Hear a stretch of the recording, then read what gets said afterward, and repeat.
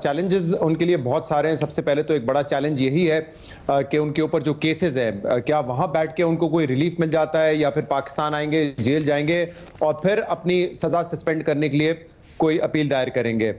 दूसरा मेरे ख्याल से एक चैलेंज नून लीग के लिए अभी ये बरकरार है कि क्या आकर नवाज शरीफ आकर अपने लिए कैंपेन करेंगे, यानी खुद वजीर आजम बनने के लिए कैंपेन करेंगे, या अपने भाई को वजीर आजम बनाने के लिए कैंपेन करेंगे। मेरी नजर में इस पर अभी एक सवालिया निशान है।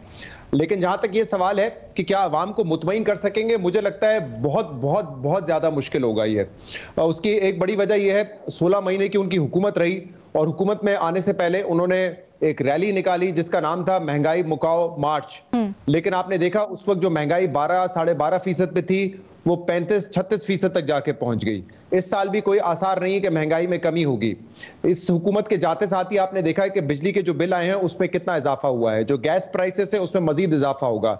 इस सब की जिम्मेदारी आवाम जो है वो यकीनन समझेगी कि जो पिछली हुकूमत है उनके भी फैसले हैं। या सिर्फ अब ये पीछे चले जाएंगे तो आप ये भी कहेंगे तहरीक इंसाफ का क्या धरा है। लेकिन ऑब्वियसली जब आप इलेक्शन में जाते हैं तो जो इनकम्बेंसी फैक्टर होता है वो उस हुकूमत के लिए ज्यादा बड़ा होता है जो कि रिसेंटली हुकूमत करके गई होती है, जो फैसले करके गई होती है। तो मुझे लगता है कि जो इस वक्त माशी हालात हैं, जो बेरोजगारी में इजाफा है, महंगाई है, IMF के प्लान में होते हुए कोई रिलीफ मिल नहीं सकता इस दौरान, तो मुझे लगता है कि उसके असरात जरूर आएंगे इलेक्शन में और नून लीग को उसका सामना करना पड़ेगा।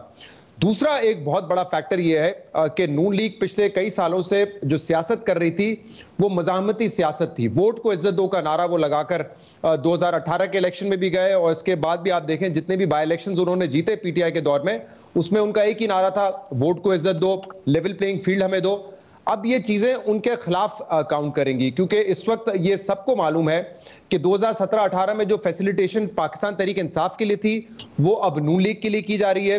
तो किस मुंह से वो कहेंगे कि वोट को इज्जत दो, जबकि वो उन कुव्वतों के साथ अब मिलकर इलेक्शन लड़ेंगे जिनके खिलाफ वो बात करते रहे। दूसरा जो नून लीग एक ये बात करती रही थी कि लेवल प्लेइंग फील्ड हमें नहीं दी जा रही, हमारे मुखालफिन को दी जा रही है। अब जो उनके मुखालफिन है उसके अलावा उनके जो इत्तेहादी हैं वो ये सवाल उठा रहे हैं कि लेवल प्लेइंग फील्ड एक जमात को दी जा रही है और बाकी जमातों को नहीं मिल रही। तो मेरे ख्याल से इससे जो एक ओवरऑल तासुर है जो नून लीग के वोटर में जाएगा, उनको शायद ये कंफर्ट तो हो कि सपोर्ट की वजह से जो फैसिलिटेशन होगी हमारे लिए उसकी वजह से हम इलेक्शन जीत जाएं।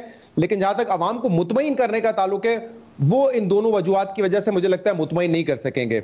मैं ये नहीं कह रहा कि मुतमईन करने का मतलब ये नहीं कि वो इलेक्शन जीत नहीं सकते, क्योंकि फैसिलिटेशन होगी तो जीतने के इम्कान उनके सबसे ज्यादा हैं, लेकिन अवाम को मुतमईन करके वो नहीं जीत सकते।